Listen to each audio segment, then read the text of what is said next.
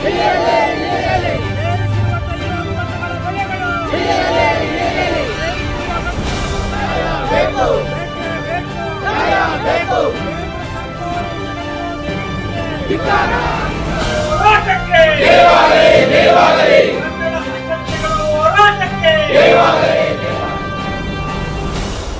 ದೇಶದಲ್ಲಿ ಮತ್ತು ರಾಜ್ಯದಲ್ಲಿ ಕಳೆದ ಸುಮಾರು 1 ತಿಂಗಳಿಂದನೂ ಸಹ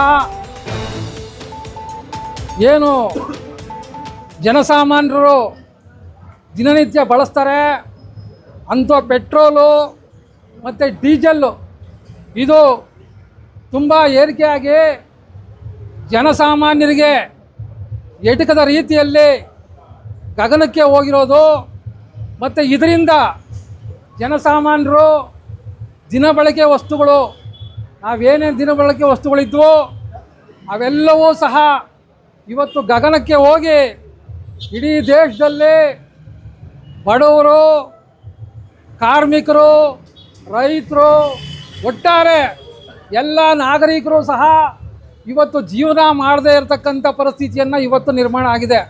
ಈ ಒಂದು ಉದ್ದೇಶ ಇಟ್ಕೊಂಡು ಇವತ್ತು ದೊಡ್ಡಬಳ್ಳಾಪುರ ತಾಲೂಕು ಕನ್ನಡ ಪಕ್ಷ ಇವತ್ತು ಈ ಒಂದು ಪ್ರತಿಭಟನೆಯನ್ನು ಮಾಡ್ತಿದೆ. ಈ ಪ್ರತಿಭಟನೆಗೆ ಎಲ್ಲ ನನ್ನ ಒಡನಾಡಿಗಳು ಮತ್ತು ಮಾಧ್ಯಮ ಮಿತ್ರರು ಇವರೆಲ್ಲರೂ ಬಂದಿದ್ದಾರೆ. ಅವರೆಲ್ಲರಿಗೆ ಮೊದಲನೇದಾಗಿ ನಾನು ಅವ್ರಿಗೆ ಅಭಿನಂದನೆಗಳನ್ನ ಸಲ್ಲಿಸ್ತೇನೆ. ಯಾಕೆ ಅಭಿನಂದನೆಗಳನ್ನ ಸಲ್ಲಿಸ್ತೀನಿ ಅಂತಂದರೆ ಇವತ್ತು ಇದು ಯಾವುದೋ ಒಂದು ಪಕ್ಷದ ಒಂದು ಸಮಸ್ಯೆ ಅಲ್ಲ, ಇಡೀ ದೇಶದ ಸಮಸ್ಯೆ. ಅದು ಏನು ಕಾಂಗ್ರೆಸ್ನವ್ರು ಇರ್ಬೋದು, BJP ಇರ್ಬೋದು, JDSನವ್ರು ಇರ್ಬೋದು, ಇವ್ರು ಯಾರೇ ಇರ್ಬೋದು. ಆದರೆ ಇವತ್ತು ಈ ಒಂದು ಪರಿಸ್ಥಿತಿ ಏನಾಗಿದೆ, ಆ ಎಲ್ಲ ಜನನೂ ಸಹ ಇಡೀ ಜನಸಮೂಹ ಇದಕ್ಕೆ ಏನಾದರೂ ಒಂದು ಇತಿಶ್ರೀ ಆಡಬೇಕಾಗಿತ್ತು. ಅವರೆಲ್ಲರೂ ಸಹ ಹೊರಗಡೆ ಬರಬೇಕಾಗಿತ್ತು, ಬೀದಿಗೆ ಬರಬೇಕಾಗಿತ್ತು. ಬೀದಿಗೆ ಬಂದು ಇದೊಂದು ಹತೋಟಿಗೆ ತಗೊಂಡೋಗೋಂಥ ಕೆಲಸನ ಎಲ್ಲ ರಾಷ್ಟ್ರೀಯ ಪಕ್ಷಗಳು ಮಾಡಬೇಕಾಗಿತ್ತು. ಆದರೆ ಇವತ್ತು ಯಾರೂ ಮಾಡ್ತಿಲ್ಲ. ಒಬ್ಬರ ಮೇಲೆ ಒಬ್ಬರು ಏನು ಇವ್ರ ಮೇಲೆ ಅವರು, ಅವ್ರ ಮೇಲೆ ಇವರು ಏನು ಆಪಾದನೆಗಳು ಮಾಡಿಕೊಂಡು ಇವತ್ತು ಜನಸಾಮಾನ್ಯರ ಮೇಲೆ ಏನು ಎಂಥ ಬಲವಾದ ಪೆಟ್ಟು ಅಂದರೆ ಮೇಲೆ ಹೇಳಲಿಕ್ಕೆ ಸಾಧ್ಯನೇ ಆಗೋದಿಲ್ಲ. ಅಂಥ ಬಲವಾದ ಪೆಟ್ಟನ್ನು ಇವತ್ತು ಕೇಂದ್ರ ಸರ್ಕಾರದವ್ರು ಕೊಡ್ತಾ ಇರ್ತಕ್ಕಂಥದ್ದು ನೀವು ನೋಡ್ತಿದ್ದೀವಿ. ಗೆಳೆಯರೇ, ಕಳೆದ 1 ತಿಂಗಳಿಂದ ಈಚೆಗೆ ಸುಮಾರು ಏನು ಈ ಗ್ಯಾಸ್ ಬೆಲೆ ಇವತ್ತು ಏನು ಎಷ್ಟು ಜಾಸ್ತಿ ಆಗಿದೆ. ಮತ್ತು ಕಮರ್ಷಿಯಲ್ ಯಾಕೆ ಅಂತಂತ ಹೇಳ್ತೀವಿ ಅಂದರೆ ಸಣ್ಣ ಪುಟ್ಟ ಹೋಟ್ಲ್ನವರು ಅದನ್ನೇ ಬಳಸಬೇಕಾಗಿತ್ತು. ಸುಮಾರು 2,000 ರೂಪಾಯಿ ಇದ್ದಂಥ ಏನು ವಾಣಿಜ್ಯ ಸಿಲಿಂಡ್ರ್ ಬೆಲೆ ಇವತ್ತು 3,200-3,300 ಆಗಿದೆ.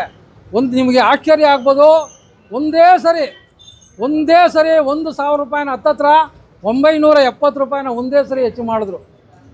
ಏನೋ 5 ರೂಪಾಯಿ 10 ರೂಪಾಯಿ ಜಾಸ್ತಿ ಮಾಡಲಿಕ್ಕೆ ಚಿಂತೆ ಇಲ್ಲ. ಒಂದೇ ಸರಿ ಯಾರೂ ನಮ್ಮ ಜೀವಮಾನದಲ್ಲಿ ಈ ರೀತಿಯಾದಂಥ ಒಂದು ಆಡಳಿತನ ನಾವು ಕಾಣದೇ ಇರತಕ್ಕಂಥ ಒಂದು ಆಡಳಿತನ ಇವತ್ತು ನಾವು ಕಾಣ್ತಾ ಇದ್ದೀವಿ ಸ್ನೇಹಿತರೆ.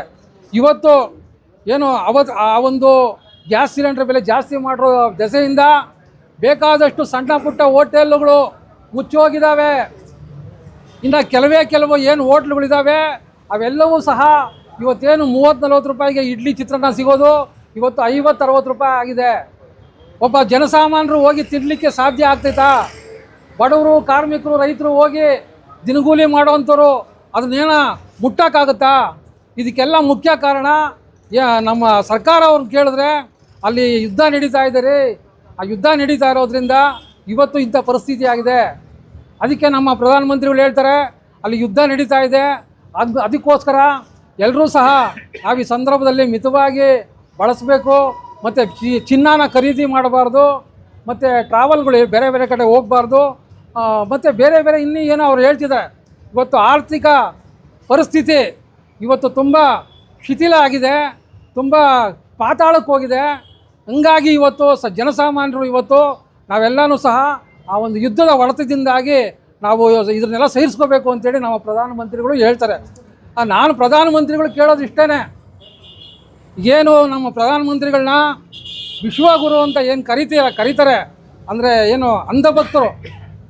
ನಾನು ಅವ್ರಿಗೆ ಒಂದು ಪ್ರಶ್ನೆ ಹಾಕ್ತೀನಿ, ಸ್ವಾಮಿ ನೀವು ಎಲ್ಲೆಲ್ಲೋ ಬೇಡ, ವಿಶ್ವದಲ್ಲಿ ಪಕ್ಕದಲ್ಲಿ ಪಾಕಿಸ್ತಾನದಲ್ಲಿ ಒಳ್ಳೆ ಸಂಪರ್ಕ ಇಲ್ಲ ನಾವು.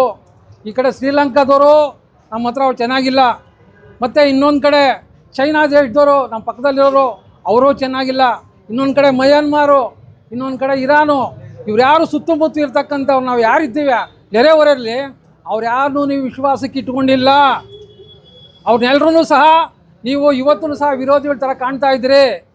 ಮತ್ತು ನಮಗೆ ಮುಂಚೆಯಿಂದನೂ ಸಹ ನನಗೆ ಗೊತ್ತಿದ್ದಂಗೆ ಈ ದೇಶ ಸ್ವಾತಂತ್ರ್ಯ ಬಂದಾಗಿಂದನೂ ಸಹ ರಷ್ಯಾದವರು ಯಾವುದೇ ಒಂದು ಯುದ್ಧ ಆಗಲಿ ಆ ಯುದ್ಧದಲ್ಲಿ ನಮಗೆ ಹೆಚ್ಚಿನ ಸಹಕಾರ ಮತ್ತು ಶಸ್ತ್ರಾಸ್ತ್ರಗಳು ಮತ್ತು ಸಾಮಗ್ರಿಗಳನ್ನ ಮತ್ತು ನಮಗೆ ಬಲವಾಗಿ ನಿಂತ್ಕೊಳ್ತಾ ಇದ್ದದ್ದು ರಷ್ಯಾ ದೇಶ.